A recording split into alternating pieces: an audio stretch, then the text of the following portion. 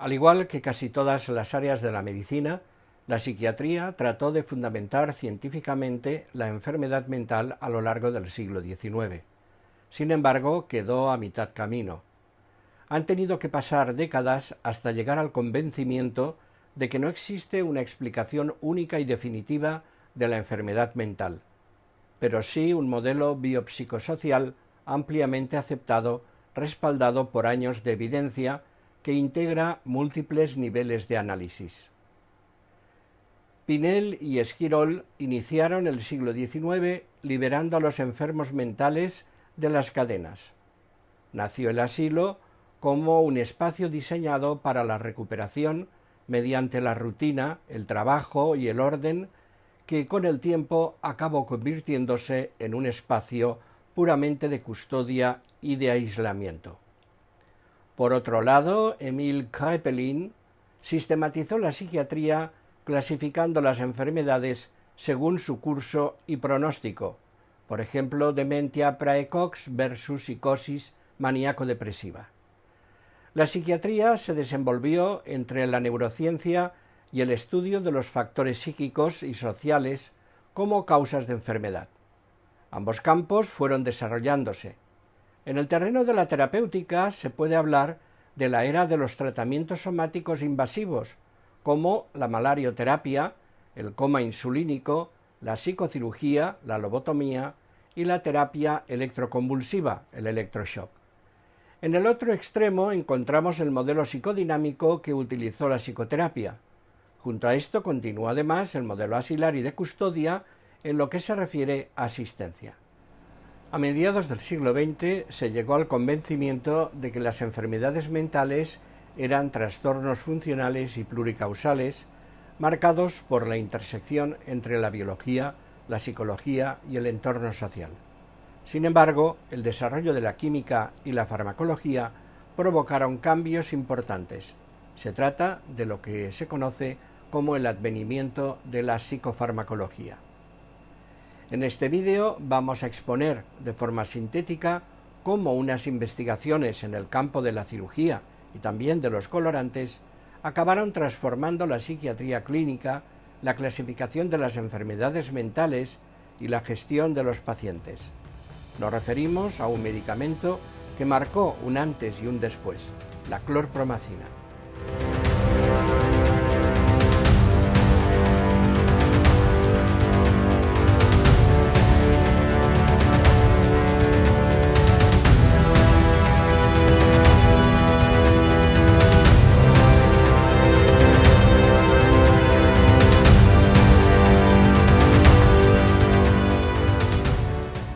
A finales del siglo XIX y principios del XX se produjo en Occidente un gran interés en la síntesis de colorantes. Por ejemplo, los químicos alemanes Karl Grave y Karl Liebermann sintetizaron la alizarina, que comercializó BASF. El químico August Bernsen obtuvo en 1883 la fenotiazina, que fue utilizada como insecticida, vermífugo y más tarde como antipalúdico. Años más tarde, se siguieron investigando sus propiedades. El farmacólogo suizo Daniel Bovet halló actividad antihistamínica en algunos preparados, aunque también eran tóxicos para el organismo. Cuando trabajaba para los laboratorios Rhone Poulenc, creó la febenzamina, nombre comercial Neoantergan, que conservaba las propiedades antihistamínicas, pero era bien tolerado por el organismo. El único problema es que poseía efectos sedantes. Aprovechando esta propiedad, el psiquiatra francés Georges Daumézon, quien estudiaba la relación entre el asma y la psicosis maníaco-depresiva, lo probó. Trató de reemplazar el tratamiento que entonces se utilizaba con frecuencia, que era la terapia electroconvulsiva. Parece que no llegó a consolidarse como tratamiento psiquiátrico. De forma paralela, progresaba la investigación sobre los neurotransmisores. Otto Lewy y Henry Dale demostraron en 1921 la transmisión química de los impulsos nerviosos. En los años 40 se buscaban nuevos antihistamínicos, antiespasmódicos y antiparkinsonianos. En los laboratorios Rhône-Poulenc de Francia, crearon la dietacina, que se comercializó con el nombre de Diparcol y que mostraba acción vegetativa. Fue utilizado contra el Parkinson. En el mismo laboratorio, sintetizaron en 1946 la prometacina, que, aparte de los efectos antihistamínicos, también provocaba somnolencia. Se comercializó en 1951 con el nombre de Fenergan. El psiquiatra francés Paul Giraud probó esta sustancia en 24 pacientes, llegando a unas conclusiones. Primera, acción sedante e hipnótica. Descubrió que el fármaco era muy efectivo para inducir el sueño, reducir la ansiedad y calmar la agitación severa en pacientes con psicosis maníaco-depresiva. 2. Acortamiento de episodios. Observó que ayudaba a disminuir la duración de los episodios de manía. 3. Potencial en el cóctel lítico.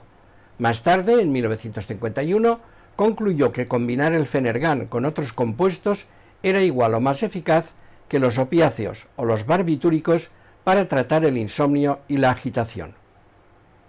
En esta ocasión, la propuesta de Giraud tampoco tuvo éxito, aunque el Fenergan continuó utilizándose como un excelente antihistamínico. El químico francés Paul Charpentier sintetizó la clorpromacina, RP 4560, en diciembre de 1950. Inicialmente se investigó en los laboratorios de Rhône-Poulenc como un posible potenciador de los anestésicos generales. En los años 30 del siglo pasado, Henri Laborit era cirujano en el Servicio de Salud de la Armada de Francia. Basándose en las ideas sobre el síndrome de adaptación general de Selle, buscaba bloquear la respuesta fisiológica al estrés quirúrgico. ¿Cómo? Mediante el uso de medicamentos para disminuir el metabolismo y la temperatura corporal, con el fin de evitar que el cuerpo de un operado no se agotara ni física ni metabólicamente tras el trauma de la intervención. Para ello utilizó la clorpromacina junto con antihistamínicos como la prometacina y la mepiramina.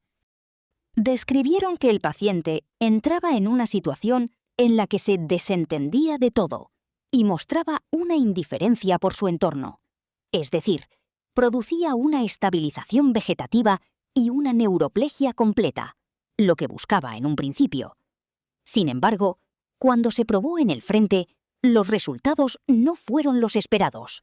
El camino, sin embargo, iba a ser otro. Henri Laborit sugirió a varios psiquiatras que el fármaco, la clorpromacina, podría ser útil para calmar la agitación psicótica y evitar cirugías cerebrales invasivas como la lobotomía.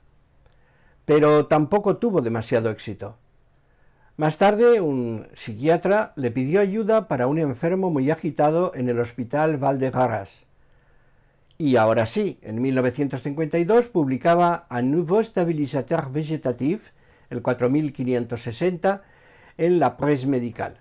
Siguieron otros autores que dieron a conocer sus artículos en diversas revistas en los que exponían sus buenos resultados. Dos psiquiatras y neurólogos, Jean Delay y Pierre Deniker, obtuvieron muestras y comenzaron a evaluar sus efectos administrada de forma aislada. Presentaron resultados en una reunión científica en el Hospital de Santa Ana de París. A diferencia de otros profesionales, Delay y Deniker estudiaron sistemáticamente su uso administrándolo en dosis progresivas a pacientes con esquizofrenia, manía y psicosis. Descubrieron que el fármaco no solo reducía drásticamente la agitación y la agresividad, sino que eliminaba alucinaciones y delirios. En una reunión de neurólogos en Luxemburgo en 1952 hablaron de neuropléjico y en 1955 acuñaron el término neuroléptico. En 1952, SmithKline French compró los derechos de la clorpromacina de Rhône-Poulenc y la comercializaron en los Estados Unidos con el nombre de Thorazine. Por otro lado, el psiquiatra europeo que trabajaba en Canadá, Heinz E. Lehmann, obtuvo muestras de clorpromacina y con su ayudante, Gorman E. Hanrahan, lo probaron en 71 pacientes, con resultados espectaculares que se publicaron en 1954 en el Archives of Neurology and Psychiatry. Obtuvieron buenos resultados en pacientes maníaco-depresivos agudos y crónicos en fase maníaca. Hoy sabemos que la clorpromacina y otros fármacos antipsicóticos reducen los síntomas psicóticos y mejoran la conducta de los enfermos esquizofrénicos. Interactúan con varios sistemas de neurotransmisores. Actúan principalmente bloqueando los receptores dopaminérgicos D2 del sistema nervioso central, especialmente en la vía mesolímbica, mientras que su acción sobre los receptores histaminérgicos, adrenérgicos y muscarínicos explican gran parte de sus efectos sedantes y secundarios. Pese a algunos efectos adversos, la clorpromacina supuso un gran descubrimiento, aunque no todos los psiquiatras estuvieron de acuerdo. Hablaron de lobotomía química, sobre todo los psicoanalistas primero y más tarde los antipsiquiatras. Pero para otros la psiquiatría regresaba a la neuroanatomía, ahora a nivel microscópico, y al estudio de la función sináptica. Se reformularon las clasificaciones nosológicas y se abrió una esperanza en el tratamiento de las enfermedades mentales.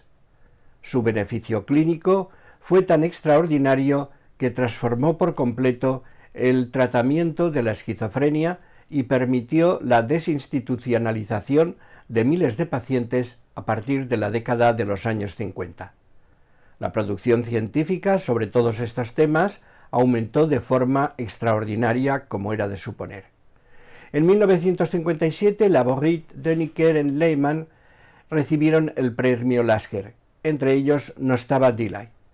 Y hasta aquí la síntesis histórica de un medicamento que supuso cambios importantes, como lo fue la clomacina 40 años más tarde, pero esto es ya otra historia. Nos vemos en el próximo vídeo.